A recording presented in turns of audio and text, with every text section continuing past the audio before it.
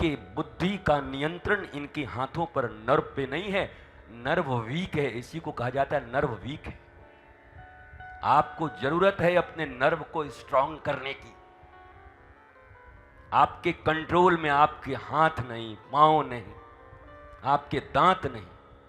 कितनों की आदत है बैठ करके, अब याद ही नहीं कहां बैठा हुआ है, दांत काट रहा है इसको ऐसे, नाखून को। खाना इतना कम पड़ गयो, लड्डू ले जा, इतना कम पड़ गया, हम कह देंगे पांडे जी को 1 किलो रबड़ी दे देंगे, खाओ। दांत क्यों खा रहे, क्या फायदा है? दांत खावे तो कछु मिलेगो, ये नाखून खावे तो कछु मिलेगो। पर बेचारे को पता ही नहीं, अस्त व्यस्त आदमी है, पढ़ा लिखा जिसको बैल कह सकते हैं, एन ऑक्स। डोंट माइंड, बुरा मानने की कोई जरूरत नहीं, क्योंकि वो पहले दिन ही कह दिया हूं, मैं चोर हूं। और अगर कोई कहता है तुम चोर हो तो बुरा मानने का क्या? मैं चोर नहीं हूं और कोई चोर कहता है तो बुरा मानने का क्या? तो इसलिए जो बातें आप पर लागू नहीं होती उसमें तकलीफ मानने की क्या है, और जो लागू होती हैं उस पर भी तकलीफ मानने की क्या है, वो तो है ही। तो दोनों ही अवस्थाओं में यह आपके लिए काम करेगी। सक्टासुर का वध इसलिए किया भगवान ने, तेरी मैया तेरी इतनी तपस्या के बाद तो मैं गोकुल में आया हूं। 70, 80, 90 साल की तेरी आयु हो गई, एकादशी व्रत के उद्यापन पर ब्राह्मण विप्रों ने आशीर्वाद देके गोपाल को बुलाया है, और मेरे आने के बाद तुम उत्सव कर रही हो, नाच रही हो, गोपियों को एंटरटेन कर रही हो। हाँ, कब आई, कहां से आई? अच्छा अच्छा, तुम भारती की बेटी हो। भैया हमारो गला तो आज गयो।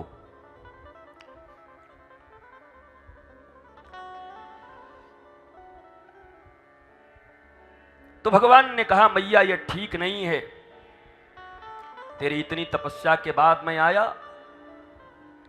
और तू मुझे बैलगाड़ी में नीचे लटका के वहां एंटरटेन कर रही है, लोगों को कटसी निभा रही है।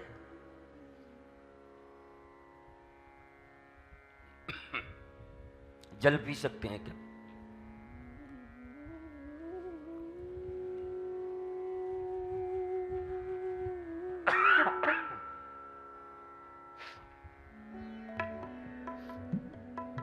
बोल भी दो कि लाए हो, तो भूत जैसे खड़े हो, बोलो कि ले आए हैं महाराज, पी लो।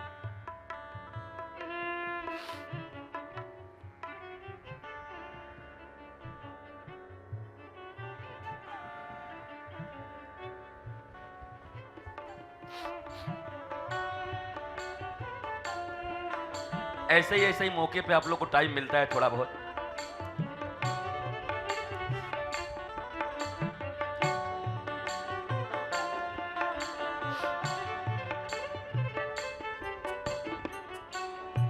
तो सक्टासुर के वध में भगवान ने लोगों को यह ज्ञान दिया कि अपने जीवन में फॉर्मेलिटीज को बहुत ज्यादा महत्व मत दीजिए। जो मुख्य विषय है भगवान, ज्ञान, आध्यात्म, spirituality, spirit, love, peace, eternal bliss, ये कैसे प्राप्त होगा, इसके लिए प्रयत्न करिए और इनको ही आगे रखिए। कल भी मैं आपसे कहता था कि नेताजी लोग कहते हैं कि समाज के अंतिम पंक्ति में बैठे हुए व्यक्ति का हम भला करेंगे। ये सब बेकार लोग हैं, झूठ बोलते। समाज के अग्रिम पंक्ति में बैठे हुए ईमानदार, देश प्रेमी, आध्यात्मिक और श्रेष्ठ धार्मिक व्यक्ति का सम्मान करना शुरू कर दो, देश बदल जाएगा, सब वैसा ही बनना चाहेंगे। ये अंतिम पंक्ति वाले का काम तुमसे होगा नहीं, 70 साल में नहीं हो रहा है तुमसे, ये बेकार की बात है। ईमानदार आदमी समाज के हाशिए पर पड़ा हुआ है।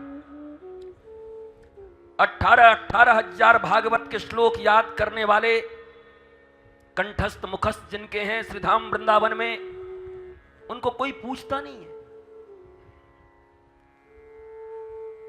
हमारे जैसे लोग जो भावभंगिमा मना लिए उनकी बड़ी पूछ है,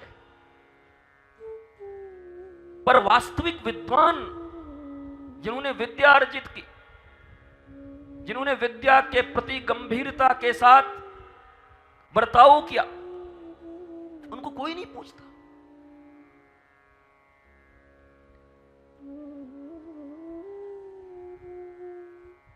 भारत की सनातन संस्कृति से परिचित कराने वाले तीर्थ स्थानों के पुरोहितों को कोई नहीं पूछता। तुम्हारे बच्चे इंग्लिश मीडियम में पढ़ रहे हैं, देश के प्रति भी उनकी कोई भावना नहीं है। भारत माता की जय भी कहने नहीं आता उनको ठीक से। भावना का विकास नहीं उनके भीतर में। पर 25-25, 30-30 पीढ़ियों से जो पुरोहित, जो पंडित जी तुम्हारे प्रतीक चिन्हों, तुम्हारे देवताओं, तुम्हारे संस्कृति के विषय में तुम ही लोगों को आने के बाद बताते हैं, उनको किस नजर से देखते हो? कितनी ऊंची निगाह है तुम्हारी? कौन सम्मान कर रहा है उनका राष्ट्रीय परिप्रेक्ष्य में? भारत की संस्कृति बचाने के लिए कहां उनको सम्मानित किया जा रहा है? बिस्लेरी के बोतल फाड़ के सेमिनार करने वाले लोगों, सम्मान तुम्हारा है, योगदान कुछ नहीं, सम्मान तुम्हारा है। जब तक योग्य लोगों का सम्मान जिस समाज, जिस गांव, जिस मोहल्ले, जिस नगर में नहीं होता, वो समाज, वो गांव, वो नगर आज नहीं तो कल नष्ट होगा ही। कोई नहीं बचा सकता उसको।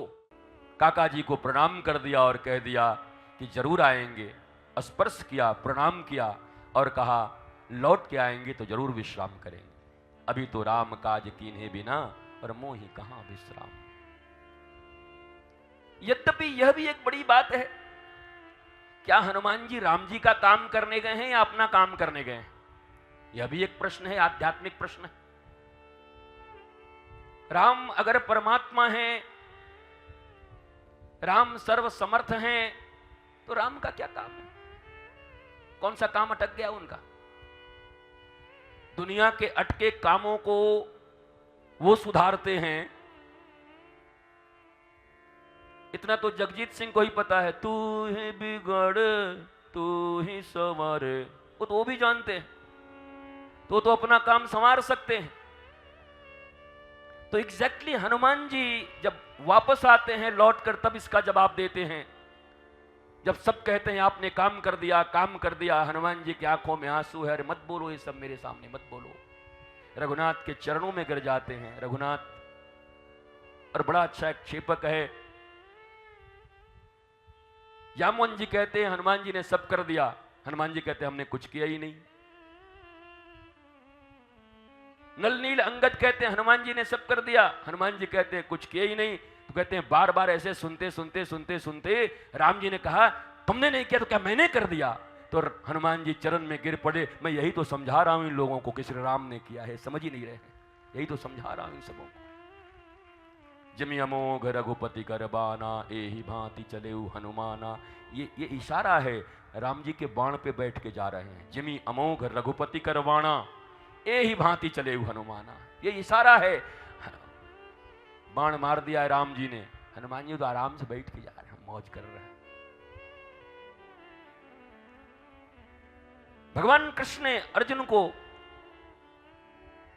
जब रथ का पहिया लेकर दौड़े तो अर्जुन क्या बोला? नहीं नहीं नहीं नहीं नहीं, मेरे लिए आप अपनी बेइज्जती मत करवाइए, आप अपना प्रतिष्ठा मत दीजिए।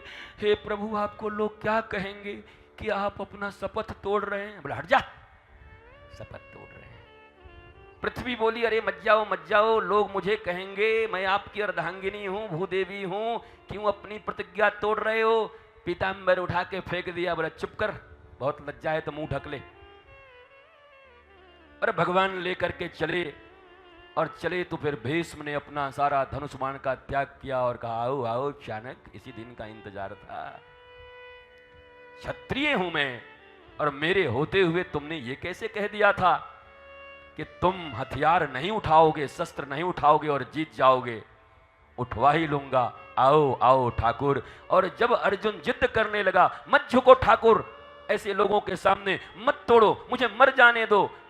भगवान ने कहा तुझे बचाने के लिए इतना थोड़ी मैं परिश्रम कर रहा हूं। सुन ले अर्जुन, मैं धर्म की स्थापना के लिए यहां पर आया हुआ हूं, और धर्म की स्थापना में मेरा एक नियम और है, अपना मान भले टल जाए पर भक्त का मान न टलते देखा। प्रबल प्रेम के पाले पड़कर प्रभु को नियम बदलते देखा। बोला भीष्म है, द्वादश भागवत हैं, अब इन्होंने प्रतिज्ञा कर ली है, एक प्रतिज्ञा के कारण तो इनकी ये दुर्गति हो रही है कि अधर्म के पक्ष में खड़े हो गए हैं, तो एक और कर लिए, उसको कम से कम हम फुलफिल कर दे रहे हैं महाराज।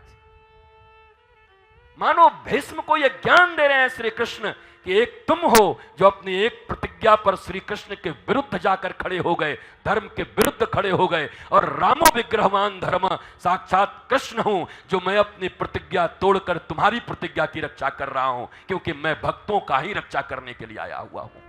भगवान कोई ज्यादा उल्टा बोलते थोड़ी, अपने कर्म से जवाब देते।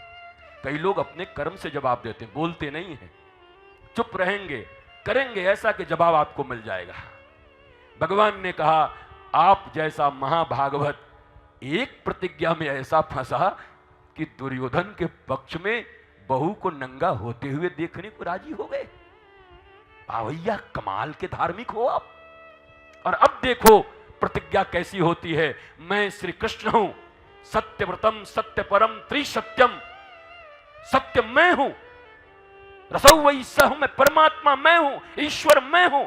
मैंने भी प्रतिज्ञा किया था कि मैं शस्त्र नहीं उठाऊंगा, पर जब मुझे ये पता चल गया कि मेरा बालक जिद करके बैठा हुआ है भीष्म कि उठवा दूंगा, तो ले मैंने उठा लिया।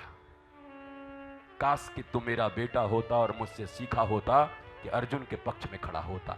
क्या यह भी एक शास्त्र का पक्ष नहीं हो सकता? यह भी एक शास्त्रीय पक्ष है।